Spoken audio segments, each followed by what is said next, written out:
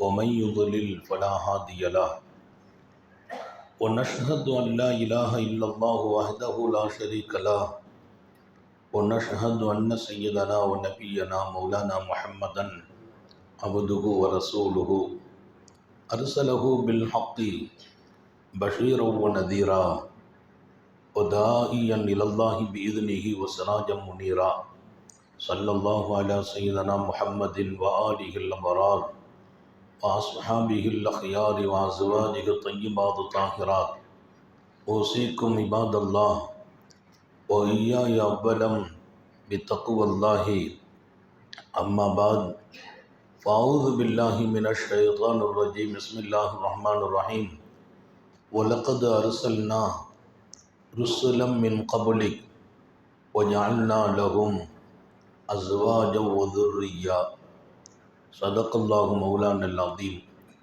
وقال نبي الله سيد البشر محمد رسول الله صلى الله عليه وسلم وأنا خيركم لأهلي صدق نبي الله صلى الله عليه وسلم. எல்லாம் வல்ல அல்லாஹுவின் அன்பும் மேலான கருணையும் நமக்கெல்லாம் வந்து சேரட்டுமாக. நமது உயிரினும் மேலான கண்மணி காத்தமுன் நபியின் முஹம்மது ரசூலுல்லாஹி ஸல்லல்லாஹு அலைஹி வஸல்லம் அவர்களின் அன்பையும் ஷஃபாஅத்தையும் பெறுவதற்கு அல்லாஹ் நம் எல்லோருக்கும் தௌஃபீக் செய்வானாக. வல்ல ரஹ்மான் நமக்கும் நம்முடைய பெற்றோர், மனைவி, மக்கள், குடும்பத்தார் யாவருக்கும் உயிர் உள்ள வரையிலும் உடல் சுகத்தை நசீபாக்கி தருவானாக. மருத்துவமனை கஷ்டம், அதன் சிரமம், செலவுகளிலிருந்து நிரந்தரமான பாதுகாப்பை அல்லாஹ் நம் எல்லோருக்கும் கொடுத்தருள் புரிவானாக. வானம் பூமியினுடைய ஆபத்துகளை விட்டும், முசீபத்துகளை விட்டும், கெட்ட முடிவுகளை விட்டும் நம்மையும் நம் குடும்பத்தையும் பாதுகாத்து அருள் புரிவானாக. அவனுடைய படைப்புகளின் தீங்குகள் அனைத்திலிருந்தும் நம்மையும் நம் சமூகத்தையும் காத்தருள் புரிவானாக. அல்லாஹுவின் மகத்தான பேரருளால் மாலை பொழுதில் பரக்கத்தும் பாக்கியம் நிறைந்த நிக்கா இங்கே சுன்னத்தான முறையில் மஸ்ஜிதிலே நடைபெறுகிற ஒரு நல்ல ஒரு பாக்கியம். எனக்கு முன்னால் இங்கே மரியாதைக்குரிய கல்பில் நிறைந்த காதி சாப் அவர்கள் அழகான நமது சூழ்நிலைகளை இங்கே விவரித்து 2 பரக்கத்தான குடும்பங்கள் இணைவதை சொல்லி காட்டினார்கள். சங்கை மிக்கவர்களே, அல்லாஹ் தான் நாடியவர்களை நாடியவர்களோடு ஜோடி சேர்க்கிறான்.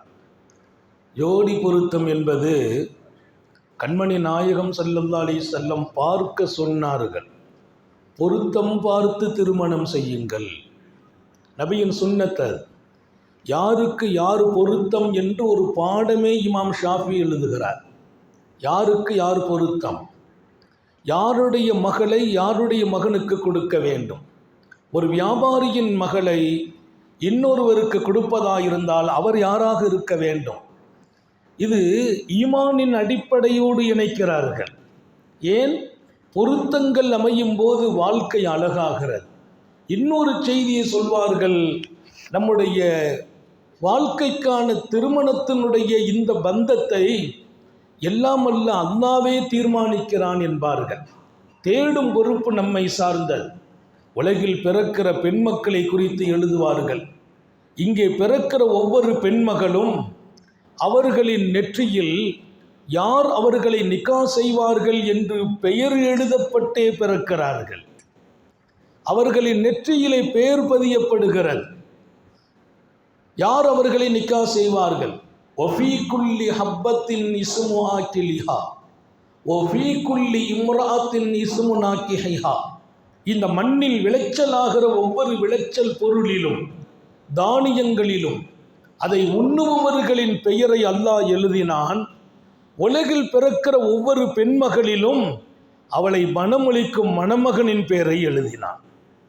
எனக்கு எழுதப்பட்ட ரிஸ்கை வேறு யாரும் தட்டி பறிக்க முடியாது, சாப்பிட முடியாது. நமக்கென்று தீர்மானிக்கப்பட்ட ஒரு பெண்ணை இன்னொருவர் நிக்கா செய்ய முடியாது. ஊரெல்லாம் பெண் தேடுவோம், கடைசியில் எதிர்த்த வீட்டில் பெண் இருப்பாள். அது அல்லாஹ்வின் ஏற்பாடு. இங்கே மணமகனுக்கு அவரை முன்னிறுத்தி ஒரு 2 செய்திகளை குடும்ப வாழ்க்கை என்பது கண்மணி ரசூல் ஸல்லல்லாஹு அலைஹி வஸல்லம் அவர்களே இதன் முன்மாதிரி. இதில் வேறு யாரையும் முன்மாதிரியாக எடுக்க முடியாது. எத்தனையோ பெரும் ஆன்மீக தலைவர்கள் கூட இந்த வாழ்க்கையில் தோற்று போனதாக வரலாறு. இல்லற வாழ்க்கையில் ஆன்மீக தலைவர்களும் தோற்று போயிருக்கிறார்கள். நல்ல பணியாற்றுபவர்கள், இபாதத்துடையவர்கள், வணக்கமுடையவர்கள், குர்ஆனுடையவர்கள், இரவெல்லாம் நின்று வணங்கியவர்கள், மனைவியிடத்தில் நல்ல பேரை மாத்திரம் வாங்க தவறிவிட்டார்கள். எத்தனை பேர் தீனுடையவர்கள் தான் அவர்கள், ஆனால் குடும்பத்தில் அங்கீகாரம் கிடைக்கவில்லை. சர்க்காரை ஆலம் ஸல்லல்லாஹு அலைஹி வஸல்லம் நான் குடும்பத்தில் நல்ல கணவன் என்றார்கள். தன்னை சொல்வார்கள், வான கைருக்கும் லிஅஹ்லி, என் மனைவியர்களுக்கு நான் நல்ல கணவன். நாடு நல்லவர் என்கிறது நபி பெருமானாரை. அவர்களின் வாழ்க்கை, அவர்களின் குணம், அவர்களின் பக்தி உலகம் இன்று பேசுகிறது. உலகத்தால் போற்றப்படுகிறார்கள். ஆனால் என் வீட்டிலும் நான் பாராட்டப்படுகிறேன் என்றார்கள். என் மனைவியர்களின் திருப்திக்கு நான் வாழ்ந்தேன் என்கிறார்கள். என் மனைவியர்களை திருப்திப்படுத்தினேன் என்கிறார்கள். அன்னை ஆயிஷா ரலியல்லாஹு அன்ஹா சொல்வார்கள், நான் கண்கலங்க காரூணிய சீலர் விட்டதில்லை, இன்னும் சொல்வேன் முகம் சுளித்து எங்களோடு பேசியதில்லை. அல்லாஹ் எல்லாருக்கும் தௌஃபீக் செய்வாங்க. நம்ம வெளியில் இருக்கிற கோபத்தை பூரா வீட்டில் கொண்டு தான் பல பேர் இறக்கிறது. அவர்கள் தொழில்துறையில் ஏற்பட்ட சங்கடங்களை, வெளியில் ஏற்பட்ட அவமானங்களை வீட்டில் மனைவிட்ட போய் தான் எல்லாத்தையும் தணிக்கிறது. அங்கே போய் கோபத்தை காட்டுவது, டென்ஷனை காட்டுவது. பெருமானார் வீட்டுக்குள் வந்தால் கலகலப்போடு உள்ளே வருவார்கள். பெருமானார் வீட்டுக்குள்ளே என்ன செய்வார்கள்? திருக்குரானை ஓதுவார்களா? முராக்கபா எனும் பெரும் தவம் இருப்பார்களா? தியானம் இருப்பார்களா? இல்லை நீண்ட நேரம் நின்று தொழுவார்களா? அன்னை ஆயிஷா கானபியாமலி அஹ்லிஹி, வீட்டுக்குள்ளே உட்கார்ந்து குரான்லாம் ஓதுறது இல்லை, தியானம் இருப்பதில்லை, எங்களுடைய காரியங்களில் எங்களோடு பங்கெடுப்பார்கள். ஒரு நல்ல கணவன், ஒரு நல்ல மார்க்க பக்தியாளர் தன் மனைவிக்கு செய்ய வேண்டிய பொறுப்புகளில் பங்கெடுக்க வேண்டும். வீட்டு பணிகளிலும் பெருமானார் ஈடுபடுவார்கள். சமையல் அறையில் நிற்பார்கள். எங்களின் காரியங்களில் தோள் கொடுத்து துணை நிற்பார்கள். தாஹா நபி, நபியை நாம் முன்மாதிரிங்கிறது தொழுகையில் மாத்திரம் எடுத்துக்கொண்டோம். எப்படி தக்பீர் கட்டணும், எப்படி குனியணும், எத்தனை ரக்காத் தொழுதார்கள். இபாதத் என்பது ஒரு வகை. இஸ்லாத்தில் முஆமலாத் இருக்கிறது, முஆஷராத் இருக்கிறது. தொழில் வாழ்க்கை, குடும்ப வாழ்க்கை, சமூக வாழ்க்கை எல்லாம் கலந்தது இஸ்லாம். ரொம்ப அழகான வாழ்க்கை குடும்ப வாழ்க்கை. குடும்ப வாழ்க்கையில் பல பேர் நல்ல பேரை இன்னும் தக்க வைக்கவில்லை. நான் மணமகனை வைத்து எல்லோருக்குமாக சொல்கிறேன், ஒரு நல்ல குடும்பத்தை உருவாக்க வேண்டும். சமூகத்தில் நீங்கள் மதிக்கப்பட வேண்டுமா? உங்கள் வீட்டில் மரியாதையை பெறுங்கள் என்றார்கள். மக்களால் மதிக்கப்படுகிற பாக்கியம் யாருக்கு கிடைக்கும்? வீட்டில் அழகாக நடந்தவர்களுக்கே கிடைக்கும். உங்கள் வீடு உங்களை நல்லவர் என்று சொன்னால் அல்லாஹ்வும் உங்களை நல்லவனாகவே பதிவு செய்கிறான். நான் நல்ல ஆளுங்கிறதுக்கு சாட்சி இவங்கெல்லாம் இல்லை, என் மனைவி சொல்லணும். நாங்கள் ஸல்லல்லாஹு அலைஹி வஸல்லம், உன் மனைவி சொல்ல வேண்டும், என் கணவர் அழகானவர். அந்த பெயரை நாம் தக்க வைத்தவர்கள் எத்தனை பேர் என்றுதான் என்னுடைய கேள்வி. எனவேதான் நாங்கள் திருமணங்களில் இதை அதிகமாக வலியுறுத்துவது. நாம் செய்கிற வணக்கங்களும் தியாகங்களும் அங்கீகரிக்கப்படுவதற்கு அழகான குடும்பமாக நமது குடும்பம் மாற வேண்டும். வீட்டில் கலகலப்பு இருக்க வேண்டும். எந்த வீட்டில் சந்தோஷங்கள் இருக்குமோ அந்த வீடு அல்லாஹ்வின் அருள் இறங்கும் வீடு என்கிறார்கள். அல்லாஹ்வுடைய அருள் இறங்கணும்னா குர்ஆன் ஓதுனா மட்டும் இறங்குறது இல்லை. நீங்கள் மகிழ்ச்சியாக இருந்தால் அல்லாஹ்வின் அருள் இறங்குகிறது. எந்த வீட்டில் கலகலப்பு இல்லாமல் எப்போதுமே பிரச்சனையாக இருக்குமோ அந்த வீட்டில் ரப்பின் அருள் இறங்குவதில்லை. அதை தாண்டி அந்த வீட்டில் பிள்ளைகளின் அறிவு வளர்ச்சியிலும் பிரச்சனை இருக்கிறது என்கிறார்கள். கணவன் மனைவி ஒரே சண்டை போட்டாங்கன்னா அவர்களின் பிள்ளைகளினுடைய மன வளர்ச்சியிலும் பலகீனம் ஏற்படும். மகிழ்ச்சியான எதிர்காலங்களை பிள்ளைகள் சந்திக்காமல் போய்விடுகிறார்கள். உங்கள் பிள்ளைங்க நிறைய திறமையாளர்களாக, அறிவாளிகளாக வளர வேண்டும், மகிழ்ச்சியானவர்களாக வளர வேண்டும். கல்வியிலே அவங்க கவனத்தை முழுசாக செலுத்தணும். கணவன் மனைவி சந்தோஷமாக வாழுங்கள் என்கிறார்கள். இன்றைக்கு உலகம் சொல்கிறது, அன்றைக்கே உத்தம நபிகள் நமக்கு அழகான வாழ்க்கையை கற்றுத்தருகிறார்கள். நான் நீண்ட நேரமெல்லாம் எடுக்கிறது இல்லை, இன்னொரு 4-5 நிமிஷத்தில் நிறைவுபடுத்துவேன். அன்பு சகோதரர் உதுமான் அவர்கள் நம்மிடத்துல பையத் ஆனாங்க, ஊருக்கு வந்து ஆனாங்க. அவங்க ஒரு நண்பர்கள் ஒரு செட்டு மொத்தமாக வந்து ஊர்லேயே நேரடியாக வந்து சந்தித்து பையத்து பெற்றதிலிருந்து மிகுந்த ஏற்கனவே அவர் தீனுடைய தொடர்பிலே பையத்துக்கு பின்னால் இந்த வாழ்க்கையும் நிறைவாக்கி இன்றைக்கு நான் வருகிற வாய்ப்பு ரொம்பவே குறைவு, ஆனாலும் வந்தால்தான் எனக்கு மகிழ்ச்சின்றாங்க. அதில் காலையில் 11 மணி 12 மணிக்கு நான் புத்தானத்தத்தில் இருக்கிறேன். அங்கேருந்து 2:15 மணிக்கு தான் கிளம்பணும். டைமே 4 மணி நேரம் காட்டுது. அல்லாஹ் ஒரு 3 மணி நேரத்தில் இங்கே கொண்டு சேர்த்தான்.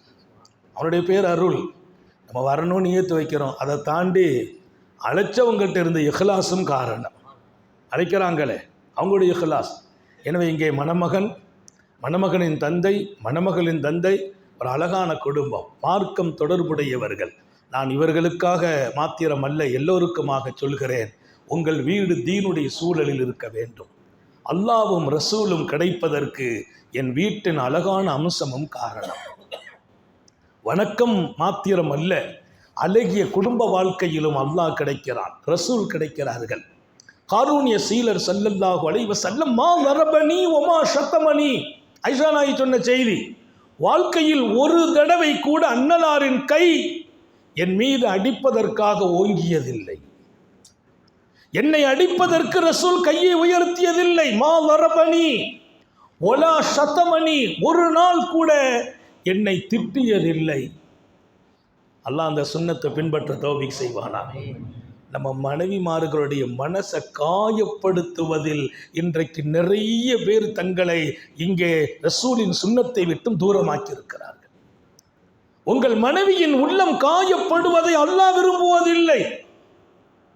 இமாம் திருமதி ஒரு ஹதீஸை பதிவு செய்வாங்க. லைஸ உலாயிக்க பிஹயாரிக்கும். நாங்கள் மனைவியை அடிக்கிறதுக்கு கையை தூக்கிட்டாரு, அடிச்சிட்டாரா, அவர் மனித உலகத்தில் நல்ல மனிதரே இல்லை என்றார்கள் நபிகள் நாயகம். மனைவியை அடிக்க கையை தூக்கியவர், அடித்தவர் மனித உலகில் நல்ல மனிதர் இல்லை. சாந்த நபிகள் ஸல்லல்லாஹு அலைஹி வஸல்லம் கற்றுக் கொடுத்த ஒரு அருமையான பாடம்.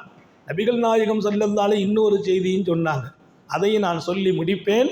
உன் மனைவி விரும்பும் வாழ்க்கைக்கு நீ உன்னை மாற்றிக்கொள். உன் மனைவி விரும்புகிற வாழ்க்கைக்கு நீ மாறணும். நமக்கு தான் சொல்றாங்க, மனைவி நமக்கு பின்னால மாறணுமா, நம்ம மாறணுமானா நீ மாறு. அவர்கள் பலகீனமானவர்கள், அவர்களை உன் விருப்பத்திற்கு கட்டாயப்படுத்தாதே. அவங்கள்ட்ட மார்க்கம் இல்லை, அடக்குமுறையால் மார்க்கத்தை கொண்டு வர நினைக்காதே. அன்பால் தொழுகை இல்லையா, அன்பால் தொழுகைக்கு அவர்களை கட்டளையிடுங்கள். இன்னைக்கெல்லாம் மனைவி சில பேருக்கு அடிமை போல் ஆக்கப்பட்டிருக்கிறார்கள். ஏதோ வீட்டின் வேலைக்காரியை போல் பயன்படுத்தப்படுகிறார்கள். சமூகத்தில் அக்கிரமங்கள் கூடியிருக்கிறது. கணவன் மனைவிக்கு இடையே வாழ்க்கை கலகலப்புகளை தாண்டி கலகமாக போயிருக்கிறது. கைகலப்புகள் கூடியிருக்கிறது. விவகாரங்கள் நாட்டில் அதிகமாக சமூகத்தினுடைய இல்லற வாழ்க்கையில் ஈடுபட்ட இளைஞர்களும் இளைஞர்களும் பிரச்சனையில் போய் நிற்கிறார்கள். காரணம், வாழ தெரியவில்லை என்கிற ஒரு விஷயத்தை தவிர வேறொன்றும் இல்லை. சுன்னத்து மாத்திரம்தான் நம்ம ஜெயிக்க வைக்கும். அதனால மனைவியா கணவனால் வந்தா நான் ஆணுங்கிறத விட்டுடு, நீ பணிந்து விடு என்கிறார்கள் பூமான் நபிகள். பணிய வேண்டியது ஆணின் பொறுப்புங்கிறாங்க. சட்டை போட்டிருந்தாங்க, நான் நிறைய பயானில் சொல்லியிருக்கேன். பெருமானார் ஒரு ட்ரெஸ்ஸு போட்டிருக்கிறாங்க. அந்த ட்ரெஸ்ஸு கருப்பு சிகப்பு கலந்த ட்ரெஸ்ஸு. பெருமானார் எப்போவுமே வெள்ளை ட்ரெஸ்ஸு தான் போடுவாங்க, வெள்ளை தான் ரொம்ப பிரியப்படுவாங்க. அஹப்பு சியாபு இலையால் பியல், ஆடைகளிலெல்லாம் நான் வெள்ளையை பிரியப்படுகிறேன் என்று உலகிற்கு சொன்னவர்கள். இன்னைக்கு அறிவியல் உலகம் வெள்ளை ஆடை அணிந்தால் சூரியத்தினுடைய அந்த வெப்பக்கதிர்களும் கூட உங்களை தாக்குறது இல்லைங்கிறாங்க. வெள்ளைக்கின்னு ஒரு தனி பவர், அது ஒரு பெரிய பாதுகாப்பு. பெருமானார் ஸல்லல்லாஹு அலைஹி வஸல்லம் வீட்டில் உட்கார்ந்து இருக்கிறாங்க. அவர்களை சந்திக்க வந்த தோழர்கள் வியந்து போகிறார்கள்.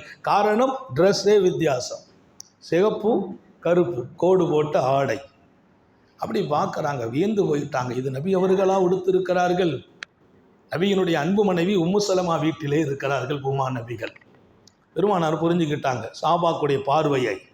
கொஞ்ச நேரம் பேசி முடிச்சுட்டு சொன்னாங்க, இந்த ஆடை தான் உங்களுக்கு வியப்பளிக்கிறது, அவ்வளவுதானே? நாங்கள் ஆமாம், நான் வெள்ளையை தான் பிரியமாக போடுவேன். என் மனைவி உம்மு சலமா இந்த ஆடையை தந்து அணிய சொன்னார்கள், அணிந்தேன். எனக்கு இந்த ஆடையில் தாங்கள் அழகாக இருக்கிறீர்கள் என்றார்கள். என் மனைவிக்காக இங்கு வரும்போதெல்லாம் இதை அணிந்து அவர்களை மகிழ்விக்கிறேன் என்றார்கள். என் மனைவி பிரியப்பட்டார்கள் இந்த ஆடையில் தாங்கள் ரொம்பவே அழகாக இருக்கிறீர்கள் என்று என் மனைவி சொன்னதால் என் மனைவி இங்கே வரும்போதெல்லாம் அதை அணிந்தால் அவங்க சந்தோஷப்படுறாங்களே, என் மனைவியின் சந்தோஷத்திற்காக நான் பிரியப்படுற வெள்ளையை விட்டுட்டு கலருக்கு வந்திருக்கேங்கிறான். மார்க்கம் தடை செய்யவில்லை என்றால், ஷரியத் அனுமதிக்கும் என்றால் அந்த இடங்களிலெல்லாம் உங்கள் மனைவியின் திருப்திக்கு நீங்கள் மாறுங்கள். அதற்கு பின்னால் உங்களுக்கு அல்லாஹ் ரசூலின் திருப்தியே கிடைக்கும் என்கிறார்கள். அல்லாஹ்வை போய் தேடுற இடம் எங்கெல்லாமோ தேடுகிறோம். ஒரு அழகான குடும்ப வாழ்க்கையிலும் அல்லாஹ் கிடைத்து விடுகிறான். அல்லாஹ் எல்லாருக்கும் தௌஃபீக் செய்வானாக. இணையும் இந்த அழகான 2 குடும்பங்கள் சொர்க்கத்திலும் தொடரச் செய்வானாக. இந்த வாழ்க்கை என்பது சொர்க்கம் வரையிலும் தொடர்கிற ஒரு வாழ்க்கை. நிறைய உறவுகள் இங்கே முடிஞ்சு போயிடும். திருமண உறவு சொர்க்கத்திலும் தொடருங்கிற அல்லாஹ். வாசுவாஜுகும் அலல் அராய்க்கு முத்தக்கியோன், அவர்களும் அவர்களின் ஜோடிகளும் சொர்க்கத்தில் சிம்மாசனம் சாய்ந்து சந்தோஷம் அடைவார்கள்ங்கிற அல்லாஹ். அல்லது நிறைய பேர் அந்த ஜோடினா ஊருணீன்கள் இல்லை, ஊருணீன்லாம் இல்லை, அது தனி. எங்கள் கணவன் மனைவியாக வாழ்ந்தவர்கள் சந்தோஷமாக இருந்தவங்க அங்கேயும் கணவன் மனைவியாக ஜாலியாக இருப்பார்கள் என்று அல்லாமா காலி பைலாவி எழுதுகிறார். அப்படியானால் இங்கே கணவன் மனைவியாக வாழ்கிற இந்த வாழ்க்கையில் இன்ப துன்பங்கள் இரண்டிலும் ஒருவர் மற்றவருக்கு தோள் கொடுத்து துணை நின்று விட்டு கொடுத்து விசாலமான உள்ளத்தோடு கோபத்தை தவிர்க்கணும், உணர்ச்சிகளை கட்டுப்படுத்தணும், டென்ஷன் ஆகக்கூடாது, ஈகோ பார்க்கக்கூடாது. இந்த வாழ்க்கையில் ஜெயிக்கணும். ஈகோ விட்டு விடுங்கள், டென்ஷனை விட்டுருங்க, கோபப்படாதீங்க. சகிப்புத்தன்மை என்பது அழகாக இருக்க வேண்டும். கணவன் மனைவி வாழ்க்கை அழகாயிடும். அதனால் நம்ம அடுத்த தலைமுறைகளும் நல்லா இருப்பாங்க. எல்லாம் அல்லாஹ் அப்படி ஒரு அருமையான வாழ்வை இந்த மணமக்கள் வாழ்வதற்கு அவன் பேரருள் புரிவானாக.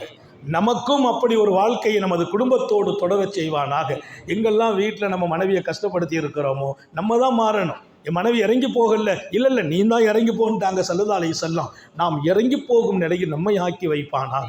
நீண்ட நெடிய நாட்கள் நோய் நொடிகள் இல்லாமல் உடல் ஆரோக்கியத்தோடு மன நிறைவோடு இன்பத்தோடு அல்லாஹுவை நின்று வணங்கி வழிபட்டு வாழும் நசீபையும் பாக்கியத்தையும் எல்லாம் அல்லாஹ் உங்களுக்கும் எனக்கும் நம்மை ஈன்றெடுத்த தாய் தந்தையர்களுக்கும் நமது மனைவி மக்கள் உற்றார் உறவினர் யாவருக்கும் கொடுத்தருள் புரிவானாக. ஹயாத்தை கொடுக்கிற வரையிலும் ஆஸ்பத்திரி வாழ்க்கையிலிருந்து நம் யாவரையும் பாதுகாப்பானாக. அதன் செலவு சிரமங்களிலிருந்து பாதுகாப்பானாக. முடங்கி விடாமல் யாருக்கும் சுமையாகி விடாமல் பாதுகாப்பானாக. நாம் பெற்ற பிள்ளைகளை கண்குளிர்ச்சியாக்கி வைப்பானாக. நம்முடைய பிள்ளைகளின் கல்வியிலே, ஈமானிலே, அமலிலே, ரிசுக்கில் அல்லாஹ் பரக்கத் செய்வானாக. மாநபியின் வழி நின்று நாம் பெற்ற பிள்ளைகள் வாழச் செய்வானாக. நபியின் வழி மாத்திரம்தான் என் வெற்றியின் வழி என்று பிள்ளைகளையும் அல்லாஹ் உணரச் செய்வானாக. நம்முடைய மனைவியர்களை அல்லாஹ் ஹயாத்து வரையிலும் முடக்கம் இல்லாமல் பாதுகாப்பானாக. நம்முடைய பிள்ளைகளுக்கு வயது வருகிற போது பொருத்தமான ஜோடிகளை அவன் நசீபாக்குவானாக. குடும்ப வாழ்க்கையில் சகிப்புத்தன்மையோடு விட்டு கொடுக்கும் மனதோடு ஒருவர் மற்றவரை தேர்ந்தெடுத்து வாழ்கிற வாழ்க்கையை வழங்குவானாக. நமது உயிரினும் மேலான கண்மணி ஹாத்தமுன் நபியின் சர்காரே ஆலம் சுந்தர நபிகள் ஸல்லல்லாஹு அலைஹி வஸல்லம் அவர்களை கனவிலும் நனவிலும் கண்டுகளிக்கும் பெரும் பாக்கியத்தை அல்லாஹ் நம் எல்லோருக்கும் கொடுத்தருள் புரிவானாக என்ற நல்ல துஆக்களோடு உங்கள் எல்லோருடைய துஆவை ஆதர வைத்து, குறிப்பாக உலமா பெருமக்களின் உயிரோட்டமான துஆவை ஆதர வைத்து, சகோதரர் உஸ்மான் ஹாஜி அவர்கள் எத்தனை நிமிஷம் பேசணும்னு ஒரு 10 நாளைக்கு முன்னால் சொல்லியிருந்தாங்க. அத்தனை நிமிஷத்தில் ஒரு நிமிஷம் கூடாமல் குறையாமல் நிறைவுபடுத்துகிறேன். ஆஹிரு தாவானா அனில் அல்ஹம்துலில்லாஹி ரப்பில் ஆலமீன். அஸ்ஸலாமு அலைக்கும் வரஹ்மத்துல்லாஹி வபரகாத்துஹு.